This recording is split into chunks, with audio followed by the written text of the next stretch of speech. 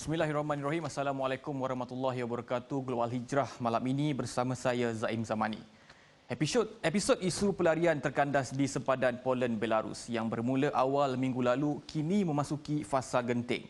Ia apabila ribuan migran yang kebanyakannya dari Timur Tengah, Afrika dan juga Afghanistan itu berdepan ancaman maut. Ekoran suhu sejuk melampau apabila mereka hanya mampu berteduh di dalam kemah yang serba kekurangan dan menyedihkan di samping ketidakcukupan bekalan makanan. Perkara itu dijangka boleh menyebabkan krisis kemanusiaan terburuk sepanjang tahun ini. Walaupun banyak suara lalat kedengaran, sama ada mengecam, mengutuk, membidas, namun ia belum mampu meleraikan kemelut itu sehingga kini. Ketika ini, Poland dan Belarus terus bertelagah bagi mempertahankan negara masing-masing mengenai isu ribuan migran yang terkandas di sempadan kedua-dua negara. Dalam krisis baharu migran di Eropah ini, banyak pihak terutama PBB dan juga Amerika Syarikat mahu Belarus menghentikan apa yang mereka sifatkan kemasukan besar-besaran yang dirancang walaupun Minsk menafikannya.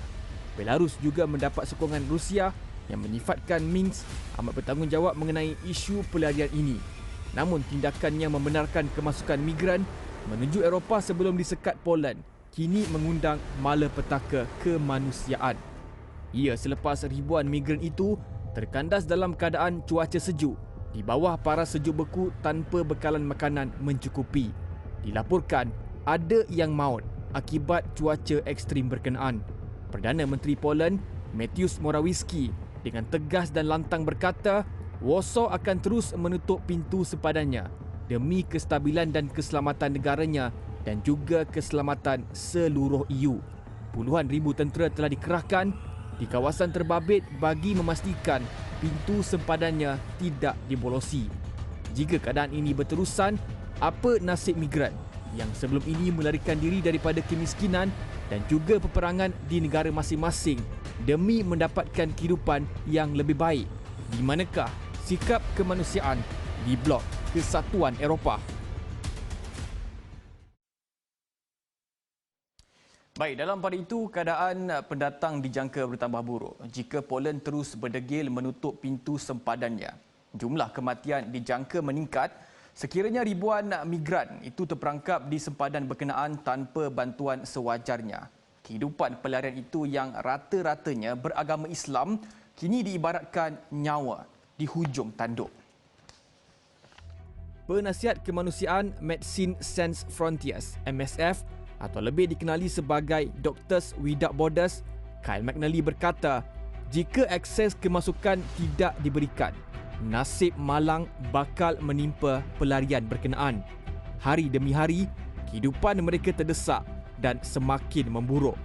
Buat masa terdekat atau pelan jangka masa singkat, jelas beliau, Kesatuan Eropah perlu segera menghantar pasukan atau pertubuhan kemanusiaan ke sempadan Poland-Belarus bagi mengelak keadaan yang lebih teruk. Katanya, peperangan politik antara Belarus-Poland maupun di blok EU tidak sepatutnya mempertaruhkan dan memperjudikan nyawa manusia yang tidak bersalah. Ini bukan perang senjata. Ini adalah melibatkan nyawa yang langsung tidak terlibat dengan geopolitik di EU dan mereka perlu dilayan seperti manusia yang bermaruah dan dihormati serta perlu diberi perhatian. McNally juga menyatakan kebimbangan terhadap pendatang berkenaan yang terpaksa tidur di luar kemah dengan ramalan hujung minggu hadapan serta suhu di bawah paras sifar. Bayangkan, ada bayi berusia 6 bulan dan juga wanita hamil di kalangan migran itu dan ada juga dipukul belakang senapang serta pistol oleh tentera Poland dan Lithuania. Kesatuan Eropah menuduh Belarus yang dikepalai presidennya Alexander Lukashenko melancarkan serangan hybrid ke atas blok itu dengan menggalakkan beribu-ribu pendatang berkenaan untuk cuba menyeberangi Poland iaitu laluan timur ke blok EU sebelum ke beberapa negara Eropah lain terutama Jerman. EU kini sedang bersiap sedia untuk kenakan sekatan baru ke atas Minsk ekoran konflik baharu itu. Sebelum ini, EU mengenakan sekatan ekonomi ke atas Belarus kerana mengadakan pilihan raya umum yang tidak adil, tidak bertanggungjawab berlaku keganasan dan penipuan pada tahun lalu. Sekatan itu juga dipersetujui ke semua 27 negara anggota yang menyifatkan Lukashenko bertindak autokratik terhadap rakyatnya. Di sebalik isu di Blok Kesatuan Eropah ini, jelas yang menjadi mangsa adalah pelarian terutama kanak-kanak yang tidak bersalah. Mereka bersama keluarga yang pada asalnya melarikan diri daripada bencana negara demi mencari kehidupan yang lebih baik, tidak menyangka ia bertambah melarat. Ibarat kusangkakan panas sampai ke petang, rupanya hujan di tengah hari. Yang menjadi persoalannya, wajarkah mereka ini diheret dalam krisis kemanusiaan yang sebenarnya bermula daripada kemelut politik di kesatuan itu?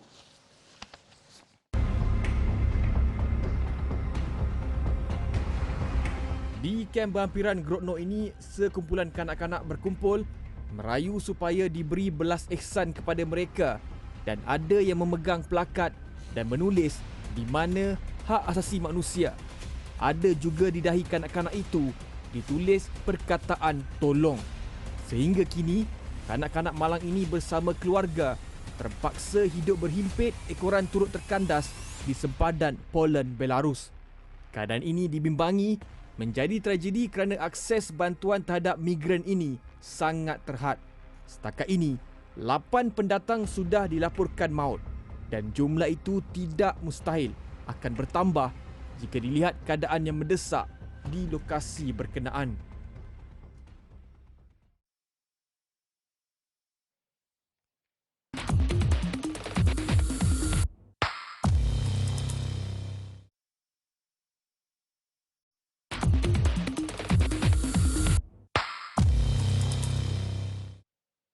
Alhamdulillah bertemu kembali.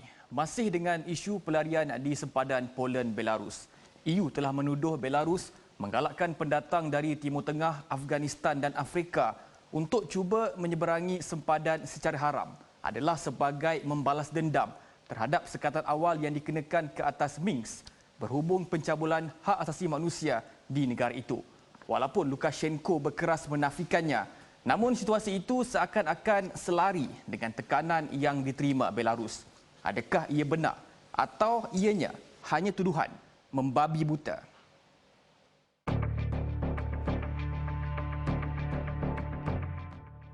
Kemelut pelarian yang terkandas di sempadan Belarus dan Poland itu rentetan peristiwanya daripada tahun lepas, iaitu selepas pilihan raya Belarus di mana Presiden ketika ini, Presiden Belarus Alexander Lukashenko telah dilantik buat penggal ke-6, tetapi kebanyakan negara Eropah dan negara-negara barat lain menuduh Lukashenko telah menipu dalam pilihan raya itu.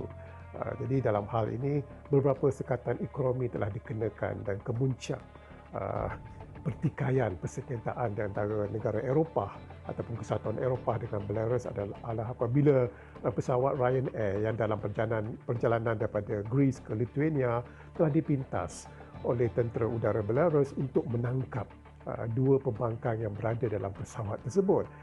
Jadi Presiden Lukashenko dikatakan cuba membalas dendam daripada sekatan ekonomi yang dikenakan dengan membiarkan saja ataupun sengaja menggalakkan pelarian daripada Afrika, pelarian daripada Timur Tengah untuk datang ke Belarus dan diberi laluan untuk pergi ke sempadan Poland. Ianya adalah untuk memberi tekanan pada Poland kerana migran-migran ini tidak mahu diterima oleh kebanyakan negara Eropah kerana sasaran migran yang berada di Belarus sekarang di sempadan itu adalah Jerman kebanyakannya. Dan ini dikatakan menimbul ketegangan di antara Kesatuan Eropah dengan Belarus itu sendiri. Masalahnya jikalau isu ini tidak diselesaikan dengan segera kerana yang menjadi mangsanya adalah pelarian kerana pada ketika ini musim sejuk. Dan dalam musim sejuk ini ramai yang terseksa dan ada yang telah mati di sempadan itu sementara sempadan itu dikatakan isu ini diselesaikan ataupun mereka dibenarkan masuk ke Poland. Jadi ini dikatakan Presiden Belarus Lukashenko telah menggunakan pelarian sebagai untuk membalas dendam, dan kedua, satu perkara yang belum dilakukan oleh Lukashenko sama ada untuk menghentikan saluran ataupun tidak membenarkan saluran gas yang disalurkan daripada Rusia ke Eropah yang melalui Belarus itu, Lukashenko boleh dikatakan menghentikan saluran gas tersebut kerana kebanyakan negara Eropah lebih kurang 1/3 bekalan gasnya datang daripada Rusia. Jadi itu yang dikatakan. Jadi isu pelarian itu adalah isu ugutan pertama, dan ugutan yang seterusnya Lukashenko boleh lakukan adalah menghentikan saluran bekalan gas daripada Rusia itu daripada sampai ke Eropah. Belarus dilaporkan akan terus berani melakukan tindakan demikian dengan membenarkan lebih ramai pendatang memasuki sempadannya sebelum kumpulan itu ke Eropah. Atas dasar apa? Ini penjelasan Azmi terhadap perkara itu. Belarus dikatakan agak berani dengan tindakan mereka terhadap kesatuan Eropah. Ada mereka tahu kerana di belakangnya adalah Rusia yang dikatakan secara tersurat, secara langsung menyokong tindakan Belarus ini. Dan ini dikatakan bahawa pertembungan, walaupun secara dasarnya pertembungan di antara Belarus dengan Poland, tapi sebenarnya adalah Belarus dengan kesatuan Eropah. Tapi lebih di belakangnya adalah pertembungan di antara Rusia dengan kesatuan Eropah. Jadi Rusia menggunakan Belarus dan kesatuan Eropah menggunakan Poland, dan yang menjadi mangsanya adalah pelarian-pelarian yang kesejukan pada ketika ini. Mereka dikatakan menjadi mangsa kerana dalam perbalahan geopolitik yang lebih besar, pelarian itu yang menjadi mangsa. Kerana Eropah tidak mahu membuka sempadannya seluas-luasnya kepada pelarian, terutama sekali pelarian daripada Timur Tengah ataupun pelarian daripada Afrika ini. Dan Belarus hanya menggunakan percaturan geopolitik ini untuk membalas dendam, terutama sekali balasan dendam daripada Presiden Lukashenko Belarus itu sendiri. Jadi dalam hal ini Belarus dikatakan masih kuat jikalau Rusia masih di belakang, walaupun berbagai sekatan ekonomi dikenakan terhadap Belarus yang secara tidak langsung terpalit juga sekatan itu berlaku terhadap Rusia itu sendiri. Jadi dalam hal ini percaturan geopolitik, kita perlu melihat percaturan geopolitik yang lebih besar. Bukan hanya masalah migran, bukan hanya masalah bekalan gas daripada Rusia, tapi percaturan politik di antara kesatuan Eropah, Rusia, dan jangan lupa juga di belakangnya ada Amerika Syarikat. Jadi dalam hal ini adalah mangsanya adalah pelarian. Jadi itu yang amat menyedihkan sekali kerana mereka dikatakan dijadikan mangsa dalam percaturan geopolitik yang lebih besar. Baik, Belarus Poland saling menunding jari atas situasi yang menimpa pelarian. Mereka berbalah dan mempertahan ego masing-masing yang terus menjadi mangsa pelarian yang mahu mendapatkan kehidupan lebih bermakna berbanding di negara sendiri. Apakah agenda sebenar di sebalik berlakunya krisis kemanusiaan ini dan siapakah dalangnya? Fikir-fikirkan. Sekian Glob Ahli Hijrah edisi 14 November. Nantikan kupasan isu dunia lain pada minggu hadapan. Saya Zaim Zamani. Assalamualaikum warahmatullahi wabarakatuh dan selamat malam.